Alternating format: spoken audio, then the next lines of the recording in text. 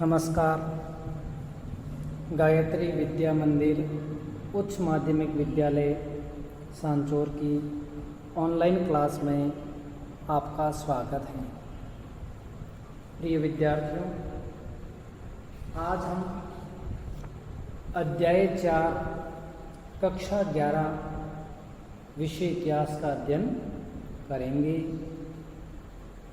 आज हमारे अध्याय 4 का नाम है इस्लाम का उदय और विस्तार, और इसमें हम पढ़ेंगे लगभग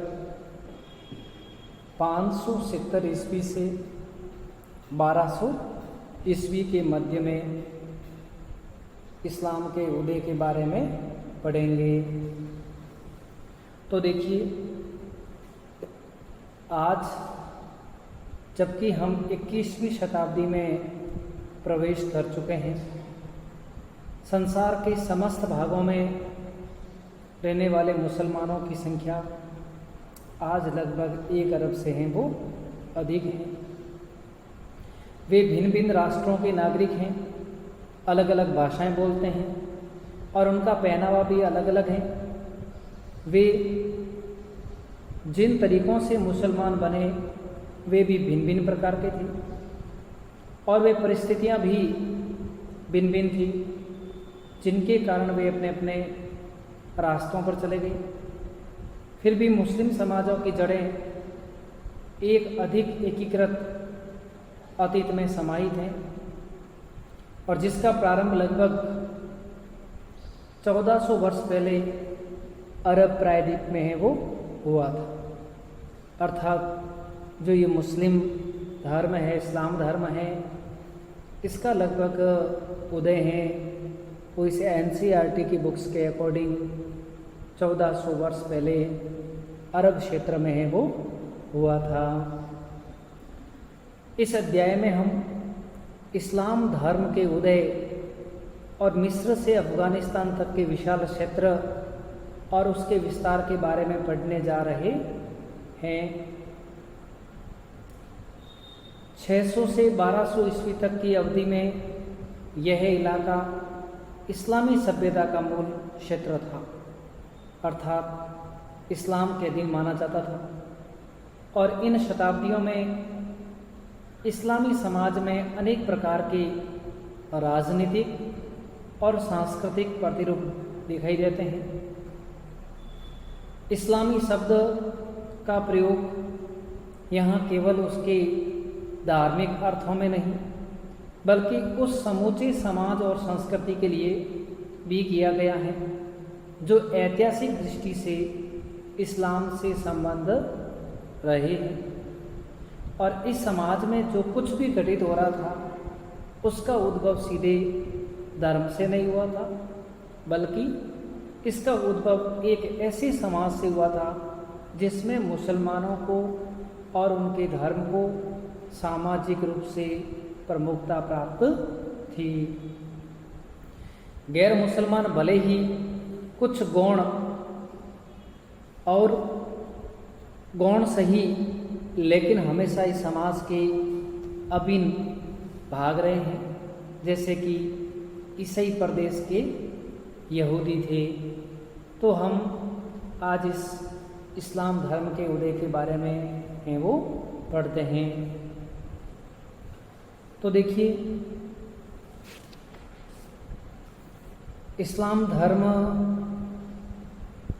उस समय में फला फूला जब 612 ईस्वी से 632 ईस्वी में हज़रत मोहम्मद पैगंबर ने एक ईश्वर अर्थात अल्लाह की पूजा करने और आस्तिकों यानी उम्मा के एक ही समाज की सदस्यता का प्रचार है वो किया था। अर्थात 612 से 632 ईस्वी के बीच हज़रत मोहम्मद पैगंबर ने एक ही ईश्वर, एक ही अल्लाह की पूजा करने और आस्तिकों को एक ही समाज की सदस्यता का प्रचार करने के लिए कहा था। यह इस्लाम का मूल था। पैगंबर मोहम्मद इस्लाम के सौदागर थे और भाषा तथा संस्कृति की दृष्टि से अरबी थी। यानी हज़रत मोहम्मद पैगंबर जो उस समय में अरब संस्कृति के माने जाते थे और भाषा और संस्कृति भी उनकी कौन सी थी? अरब थी, इसलिए वे अरबी थे। 6ठी शताब्दी की अरब संस्कृति अधिकांशतः अरब प्रायद्वीप और दक्षिणी सीरिया और मेसोपोटामिया के क्षेत्र तक सीमित थी। अर्थात उस समय में अरब संस्कृति का प्रमुख क्षेत्र जो अरब प्रायद्वीप, दक्षिणी सीरिया और मेसोपोटामिया का जो क्षेत्र था वहाँ तक ये वो सीमित थी। अब देखिए उस समय में जो अरब लोग जो थे वे कबीलों में बंटे हुए थे। किस में बंटे हुए थे? कबीलों में। कबीला एक प्राचीन काल में जितने भी जो समाज थे उन समाजों का एक समुदाय होता था जो अपने आप में कबीले के नाम से जाना जाता था। प्रत्येक कबीले का नेतृत्व एक शेख द्वारा किया जाता था। जितने भी जो कबीले थे उन कबीलों का नेतृत्व है वो किसके द्वारा किया जाता था? शेख द्वारा। और जो कुछ हद तक पारिवारिक संबंधों के आधार पर, लेकिन ज़्यादातर व्यक्तिगत साहस, बुद्धिमत्ता और उदारता के आधार पर चुना जाता था। यानी उस कबीले का एक मुखिया होता था जिसको क्या बोलते थे? शेख। प्रत्येक कबीले के अपने स्वयं के देवी देवता होते थे, स्वयं के अपने देवालय होते थे और बहुत से अरबी कबीले खाना बदोश जीवन यापन है वो करते थे। खाना बदोश का मतलब होता है घूम घूम कर के एक स्थान से दूसरे स्थान पर घूम घूम कर वे अपना जीवन यापन है वो करते थे। जो खाना बदोश को बद्दू यानी बेदुइन होते थे, जो खाद्य और अपने ऊँटों के लिए चारे की तलाश में रेगिस्तान में सूखे क्षेत्रों से हरे भरे क्षेत्रों की ओर है वो जाते रहते थे। अर्थात ये जो कबीले हैं ये अपने ऊँटों के लिए चारे की तलाश में रेगिस्तान में सूखे क्षेत्रों से हरे भरे क्षेत्रों की ओर है वो जाते रहते थे। कुछ शहरों में बस गए थे और व्यापार अथवा खेती का काम करने लगे थे। मोहम्मद हज़रत पैगंबर का अपना कबीला था और वे कुरैश मक्का में रहते थे और उसका वहाँ के मुख्य धर्म स्थल पर है वो नियंत्रण था। तो यानी ये बताते हैं कि हज़रत मोहम्मद पैगंबर मक्का में रहते थे और मक्का में उनका धर्म स्थल पर है वो नियंत्रण था। इस स्थल का ढांचा घनाकार था और इस घनाकार स्थल धार्मिक स्थल को काबा कहा जाता था। क्या कहा जाता था? काबा, जिसमें बूत रहते रखे हुए थे। मक्का के बाहर के कबीले भी काबा को पवित्र मानते थे और वे इसमें अपने भी बूत रखते थे और हर वर्ष इस इबादत गाह की धार्मिक यात्रा यानी हज है वो करते थे। अर्थात ये जो काबा थोड़ा पवित्र माना जाता था और जो भी इस धर्म से जुड़े हुए व्यक्ति होते थे वे हर वर्ष इस इबादत गाह की है वो धार्मिक यात्रा करते थे, जिसे इस्लाम में हज कहा जाता है। मक्का यमन और सीरिया के बीच के व्यापारी मार्गों के चौराहे पर स्थित था। यानी जो मक्का है ये यमन और सीरिया के बीच के व्यापारी मार्गों के चौराहे पर स्थित था, जिसमें शहर का महत्व और बढ़ गया। काबा को एक ऐसी पवित्र जगह हरम माना जाता था जहां हिंसा वर्जित थी और सभी दर्शनार्थियों को सुरक्षा प्रदान की जाती थी। अर्थात काबा को एक ऐसी पवित्र जगह यानी जिसको क्या बोलते थे? हरम, और उस हरम में जहाँ पर हिंसा है वो वर्जित थी, हिंसा नहीं होती थी और सभी दर्शनार्थियों को सुरक्षा प्रदान की जाती थी। तीर्थ यात्रा और व्यापार ने खाना बदोश और बसे हुए कबीलों को एक दूसरे के साथ बातचीत करने और अपने विश्वासों और रीति रिवाजों को आपस में बांटने का मौका है वो दिया था। हालांकि बहुदेववादी अरबों को अल्लाह कहे जाने वाले परमात्मा की धारणा के बारे में अस्पष्ट सी ही जानकारी थी। संभवतः उनके बीच रहने वाले यहूदी और ईसाई कबीलों के प्रभाव के कारण, लेकिन मूर्तियों और इबादतगाहों के साथ उनका लगाव सीधा और क्या था, मजबूत था। अर्थात जो इस धर्म समुदाय से जुड़े हुए कबीले के लोग होते थे वे काबा में आते थे और वहाँ पर वे तीर्थ यात्रा के रूप में आते थे और उसे इस्लाम में हज कहा जाता है। सन 612 के आसपास पैगंबर मोहम्मद ने अपने आप को खुदा का संदेशवाहक रसूल घोषित कर दिया। अर्थात हज़रत मोहम्मद पैगंबर ने कहा था कि ईश्वर या अल्लाह है वो एक है। हज़रत मोहम्मद पैगंबर उनके अनुयायी हैं, संदेशवाहक हैं या रसूल हैं, जिन्हें ये प्रचार करने का आदेश दिया गया था कि केवल अल्लाह की इबादत यानी आराधना की जानी चाहिए। इबादत की विधियाँ बड़ी सरल थी, जैसे दैनिक प्रार्थना, सलात और नैतिक सिद्धांत जैसे खैरात बांटना, चोरी न करना आदि कार्य होते थे। मोहम्मद पैगंबर ने बताया कि उन्हें आस्तिकों यानी उम्मा के ऐसे समाज की स्थापना करनी है जो सामान्य धार्मिक विश्वासों के जरिए आपस में जुड़े हुए हो और इस समाज के लोग ईश्वर के सामने और अन्य धार्मिक समुदायों के समक्ष धर्म के अस्तित्व में अपना विश्वास प्रकट करते थे। तो इस तरह से उनका जो उनसे जुड़ाव था।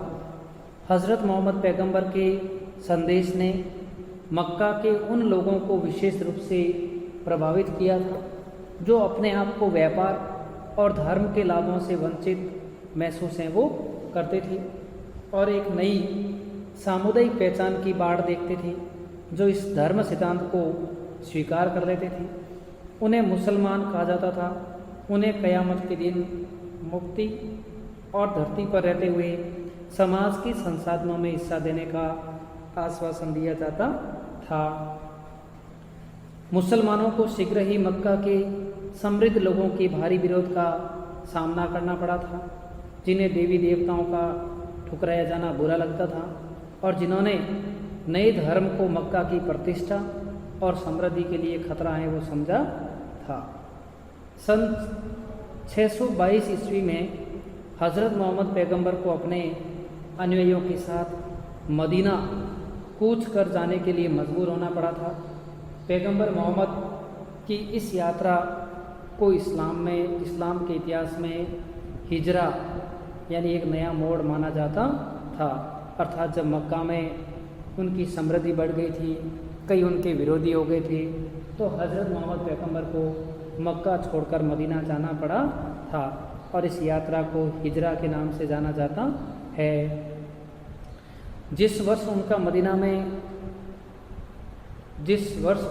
उनका आगमन मदीना में हुआ उस वर्ष से मुस्लिम कैलेंडर यानी हिजरी सन की शुरुआत मानी जाती है। बहुत इम्पोर्टेंट है। जिस दिन से हज़रत मोहम्मद पैगंबर मक्का छोड़कर मदीना भाग गए थे, मदीना चले गए थे, तो उसी दिन से हिजरी सन की शुरुआत मानी जाती है। अर्थात हिजरी सन की शुरुआत कब मानी जाती है? 622 ईस्वी। याद रखने की बात है, 622 ईस्वी हिजरी सन की शुरुआत मानी जाती है। अब हम पढ़ते हैं इस्लामिक कैलेंडर।